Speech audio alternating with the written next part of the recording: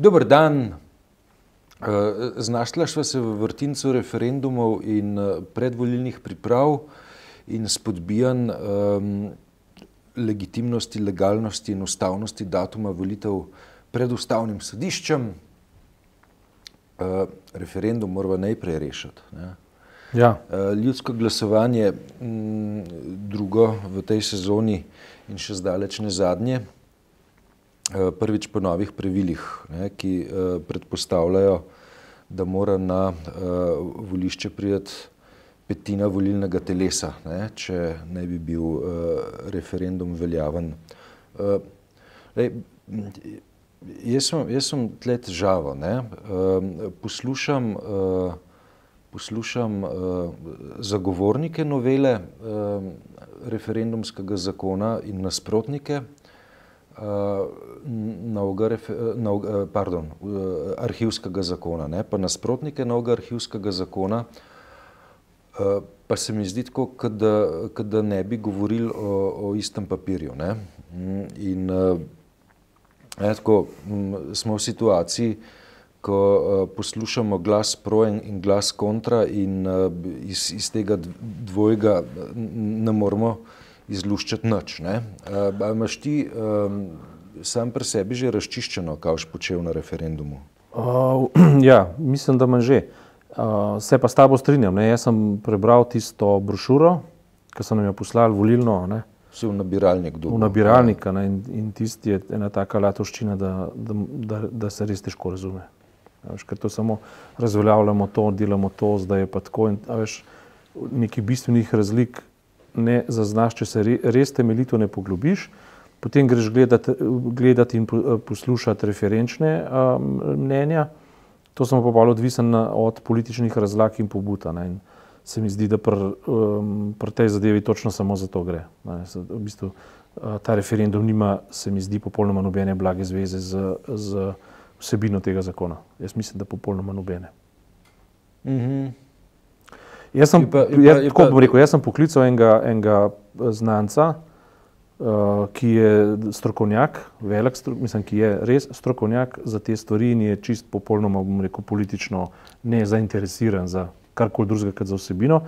In mi je povedal sledeče. On mi je rekel, da zakon v nekaterih smereh je zakompliciran, v nekaterih smereh je mestoma celo slab, ampak vse to, kar on o tem zapovedati, nima nobene zveze s tem, zaradi česar gremo na referendum. To se pravi, tisto, kar pa žlobodrajo pač te politični aktivisti, to so pa v bistvu, to je pa norčevanje iz naše pameti, po domač povedano. Recimo, jaz sem poslušal Studio ob 17. včeraj, to je bilo, danes je sreda, včeraj je bil torek, sem poslušal razloge pro et kontra in edin logični razlog, ki sem ga sploh slišal, sta bila dva. Eden, ki so ga več ali manj vsi pripovedovali, je to, da se nobena demokracija, glede na to, da je arhiv nacionalno bogatstvo, ta izraz je padel, mislim, to je gospa Potrata rekla, sicer so pa rekli, da se nobene demokracije ne more delati, ne da bi imeli pravico do vpogleda v to, kaj se je v naši državi resnično dogajalo. To je bil edini logični argument, ki ga pa nihče ni uspel prevezati na to, prepričljivo prevezati na to, kakšno zvezo ima to zdaj za to novelo oziroma s tem zakonom, novim arhivskim zakonom. Drugi logični argument, ki je pa v bistvu protiargument, je povedala pa Tamara Grisar Pečar, ki je preprosto povedala, da v tistih zadevah, ki so delikatne, se pravi spolna usmerjenost tistih, ki so opisovani, potem kako je v bistvu Udba ljudi lovila na njihovo spolno usmerjenost in tako naprej, da je to njena najbolj priljubljena pikantnost, zaradi katere ona preprosto lahko ve, s kakšnimi metodami so oni vrbovali, s kakšnimi metodami so se oni ukvarjali in tako naprej. Ampak s tem je v bistvu dala dober logični argument, ki bi ga bilo mogoče celo podpreti, da če ne bi v isti sapi pa zavrnili argument človekovih pravic. In to so ji nekateri nekajkrat dosti jasno povedali, ker v bistvu zgodovino torej ne stavi na fakte, ampak na pedigreje, okoliščine, skratka na pristranosti, psihološke učinke. In seveda v tehtanju argumentov človekovih pravic ali pa pravice vedeti, so v bistvu zelo so zelo tenke meje, ki jih bilo treba razdelati, zlasti v argumentaciji. Recimo ravno Tamara Grisar Pečar je tle slab primer, ker če bi nekdo v njej pedigre pogledal in njene okoliščine, njenega pedigreja in tako naprej začel preveč na glas govoriti, je takoj zelo hitro, zelo agresivna in zelo užaljena. In vsakdo v tej zgodbi ima pravico biti agresivno in užaljen, če nekdo šari po njegovem pedigreju in ga kontekstualizira tako, kot njemu paše. Ne? In očitno gre za zgodovinare, ki radi kontekstualizirajo tako, kot njim paše, še posebej, če so zelo blizu tem strankam, ki predlagajo referendum. Te stranke, ki predlagajo referendum, in to je bila SDS, je pa popolnoma jasno, da ne gre za razčiščevanje resnice, ampak za delanje politike. In to agresivno delanje politike. Ne? Skratka, tu smo zdaj če tako obrnemo pri tem temeljnem refleksu, ali nas v bistvu ta referendum nagovarja k temu, da ga vzamemo resno, gremo na volitve in oddelamo svoj posel, da smo bodisi za ali proti zakonu, kdor ga je pač uspel preštudirati, kar je izredno težko, ne? Ali da se naslonimo na mnenja drugih. Ne? Jaz osebno bi zagovarjal tezo zgodovinarjev, teh, ki v bistvu so proti temu zakonu, da imamo pravico biti objektivno obveščeni. Ampak od tukaj naprej pa jaz ne morem ničesar več zagovarjati, zato ker niso pojasnili ničesar. Ne, mislim, zaradi tega, ker ta očitek, da bo anonimizacija vzela toliko in toliko časa in da postopki anonimizacije pomenijo pa de facto zapiranje arhivov. To gre vse v fonde teorije zarote, zaradi tega, ker so noter roki jasno določeni. 2krat po 2 meseca ali 3 mesece nekaj tazga, kar je v primerjalno, tako je bilo slišati včeraj, manj kot je recimo v Nemčiji, ki je urejena dežela. In zdaj, a veš, to, ko se neresnicoljubni ljudje pogovarjajo o resnicah, vedno delikatno. Javnih argumentov ni bilo slišati. Seveda, še enkrat rečem, pravo vprašanje je, ali so me prepričali, da bom šel na volitve ali ne, oziroma na glasovanje. Ne vem še, a bom sploh šel. Mislim, za državnozborske volitve, evropske volitve sem eden tistih, ki vroče zagovarja, da je treba iti na volitve. Za tak referendum pa absolutno nisem prepričan več v upravičenost. Tokrat je za razliko od naše referendumske tradicije tudi to, da ne greš na referendum, neko dejanje, ki ima svoje učinke. Ja, tukaj je SDS po domač povedan. SDS za izbira volilce, ki bodo dali prav. Ja. In če grem jaz na volitve in jim dam prav, so uspeli v celoti. Če grem na volitve in jim dam narobe, se pravi, jim ne dam prav, pomeni zagotavljam kvoto in jim spet lahko na ta način dam prav. Je tako? Torej, če ne grem, potem pa tvegam, da bo kvota tistih, ki bodo prišli zadosti visoka in se bodo večina opredelila za zakon. Skratka, zdi se mi, da je to slednje tokrat izredno težko ali pa skoraj da nemogoče, če pogledamo v številke. Mislim, velja primerjati z udeležbo na evropskih volitvah. Se pravi, recimo, evropske volitve govorijo o tem, da trdo volilno jedro SDS-a je štelo, mislim, da 96.000 volilk in volilcev. Pa če damo zraven še NSI, pa to se pravi, čez 150 ne pride. Še 60.000 približno. Ja, čez 150 ne pride. Zdaj pa zahteva na kvorum koliko? 350, 370 tisoč? 70 približno. To je ogromno. Zelo čez palec bi rekel. Na evropskih volitvah je vseh volilcev skupaj bilo, mislim, da 417 tisoč, pa nekaj. Manj kot 418 tisoč. Se pravi, ta referendum praktično zelo težko uspe, če tako pogledamo. Videla bova in bova o tem modrovala potem naslednjo sredo, kaj se je zgodilo. Ampak rekla sva, da imava pozornost za namen danes tudi drugim izrekanjem ljudstva. In sicer pripravam na parlamentarne volitve in na dejstvo, da se politična geografija radikalno spreminja z prihodom Židana na čelo SD, ki je drugačen lik od Igorja Lukšiča, z ustanovitvijo stranke Mira Cerarja, ki zgleda dosta ambiciozno zapolnjuje politični center, hkrati pa je do zdaj, mislim, da zelo izrazito skrbel, da ne bi povedal prav zelo veliko, ne, in pa danes se prav tako ustanavlja še ena stranka, za katero niti ne vemo, ali bo šla bolj levo v center ali v center, ali se namerava povezati z Alenko Bratušek in njenim zavezništvom, to je, verjamem, Igorja Šoltesa.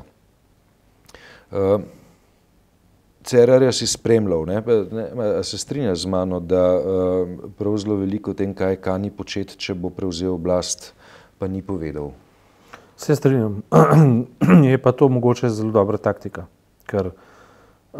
Jaz bi pa vseeno rad vedel, kaj namerava početi, če... Ja, zdaj se moramo odločiti, ali bodo volitve res 13. julija ali bodo jeseni. Oziroma midva se ne mora odločiti, to se bo Ustavno sodišče. Ampak če bodo jeseni, potem ima še dosti časa povedati svoje.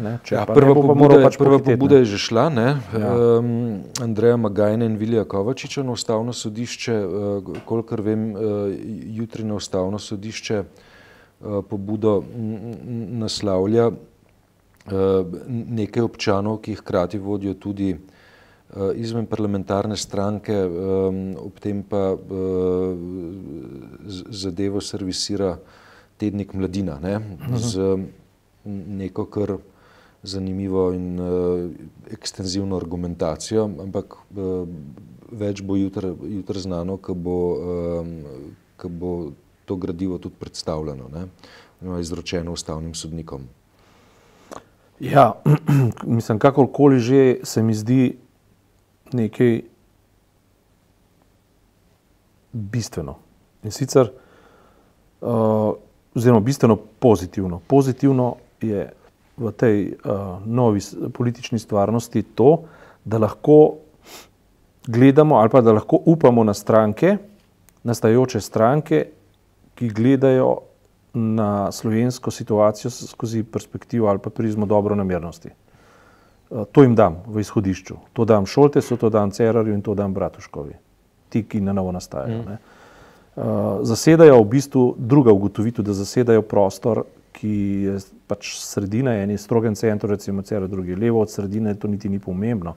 Pomembno je, da jim verjamem, da želijo narediti nekaj dobrega za državo, za razliko, kar verjamem tudi Združeni levici, recimo, za razliko od drugih strank, ki so se do zdaj pač izkazovale skozi zadnje toliko leta, zlasti v zadnjem mandatu, ki jim ne verjamem v njihovo dobronamernost.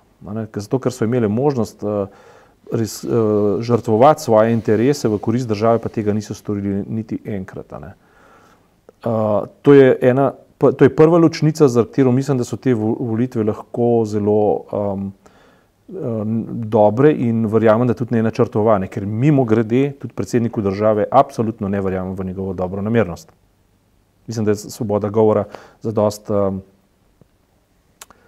že pri nas samoumevno, da si to tezo lahko privošča. Preprosto ne verjamem, zaradi tega, ker po vseh tistih argumentih, ki so jih midva samo razvijala in so brezinteresni, se pravi, midva sigurno nimamo interesa forsirati neko politično skupino, ampak so preprosto poskušala izhajati iz duha ustave, kaj bi bilo najbolj primerno in najbolj ustavno pošteno do vseh, ki imajo kaj v Sloveniji zapovedati. Seveda, če hiteti z volitvam z argumentom, da bo v mirnih poletnih mesecih mogoče v miru narediti vlado, ki bo rešila Slovenijo, je ravno tako neutemeljeno, kot reči, da je bilo potrebno razpustiti Slovenijo, zaradi tega, ker te stranke niso bile sposobne reševati Slovenije in imeti učinkovito vlado. Če ti narediš prekratke roke, je popolnoma jasno, da boš ponovil isto formulo. Zato, ker na ponudbi so samo tisti, ki se reciklirajo in tisti imajo tudi edini aparat in denar za to, da se lahko reciklirajo. Se pravi, če hočeš rešiti zagato predčasnih volitev in vzrokov zanje, moraš dati čas ljudem, da se artikulirajo. Se pravi, to je prvo, kjer je predsednik države zgrešil. Drugo, kjer je zgrešil, je to, da če že verjame Ustavnemu sodišču, da avgusta ni primerno za volitve, so zdaj agencije razglasile, da večina Slovencev na Hrvaškem preprosto letuje julija meseca. Ja, mislim, tisti ni bilo Ustavno sodišče, tisti so bili, če se jaz prav spomnim, ustavni pravniki, ki so bili na audienci pri predsedniku republike, pa so rekli, da avgust ni v redu. Ustavno sodišče je za referendum reklo, da avgust ni primeren. Mislim, avgust, ne, jaz bi tako rekel, ne, pač tam okrog Gorice, ne, kjer poznajo bolj natančno Ferragosto, ne, ki je italijanski praznik, ne, imajo utemeljen razlog, da rečejo avgust pa ni primeren zaradi tega, ker je Ferragosto takrat. Ne.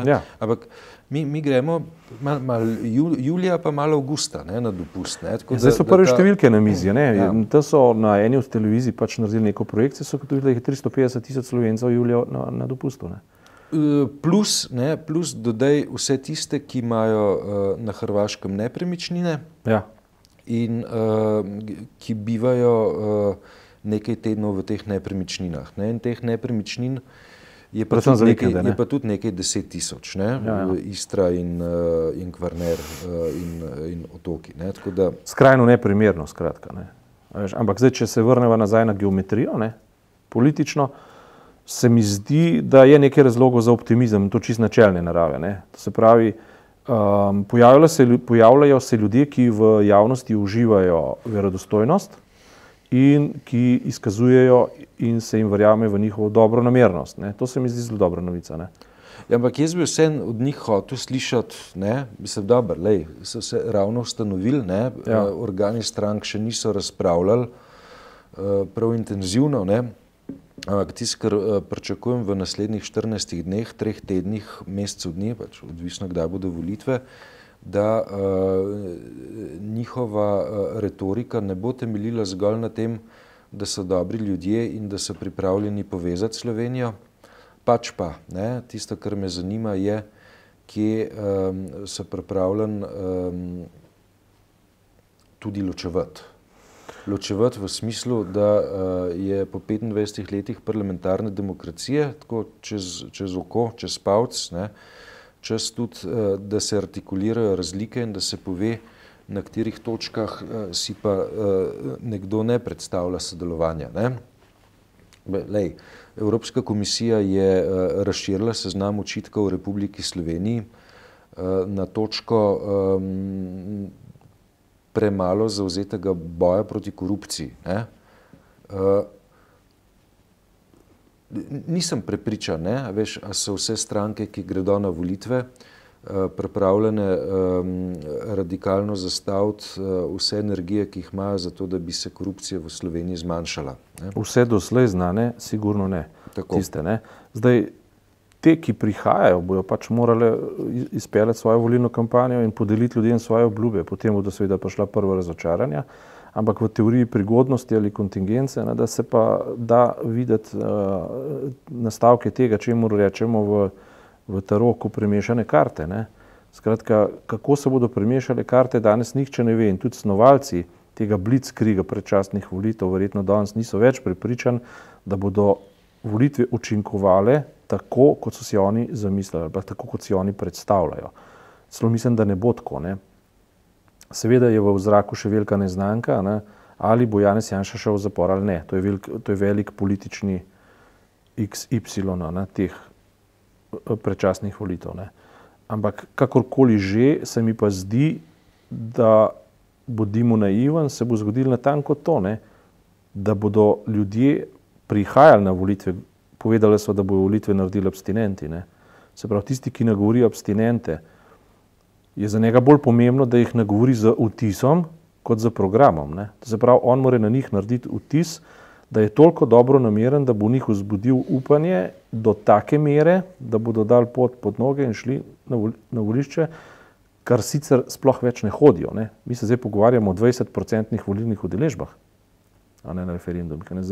Recimo od zdaj bo verjetno SDS prvič, verjetno domnevam, prvič na svoji lastni koži videla sadove svoje manipulacije. Ne. Ko moš ti nekaj zgraditi, a ne, iz porušenih predpostavk ne moreš pokazati pozitivnega rezultata. In jaz sem skoraj prepričan, da bo izredno težko iz tega referenduma pokazati pozitivne rezultate, ne, če ga hočeš, ne, ker so stvari tako postavljene. Ne. Graditi je težko, rušiti pa zelo lahko. A ne. In kako bo vsa ta kemija delovala na ljudi, da bodo rekli, v redu, tokrat pa grem voliti zaradi tega, ker imam končno nekoga za voliti, sicer bom najbolj razočaran, ampak tega še ne vem. Ne. zato, kar imajo zdaj v ponudbi, pa preprosto vejo, da ne grejo voliti zato, ker vejo naprej, da bodo razočarani. Na osnovi empiričnih zaznav. Tako je, in rezultatov in pa predvsem slovenske državne statičnosti oziroma nerazvojnosti. Mislim, to, kako so te etablirani sistemi, ne samo politični, ampak tudi družbeni sistemi. Slovenijo v 20 letih uspeli spraviti ven iz paradigme, ki je bila v veljavi, in sicer, da je Slovenija propulzivna, uspešna država za vzor drugim in tako naprej. Meni je to zelo všeč, po prvič povedano, ker realnost se je pokazala dejansko tam, kjer je, v svoji realnosti. Mi nismo vedno imeli lepo fasado, pa gnilo drobovje.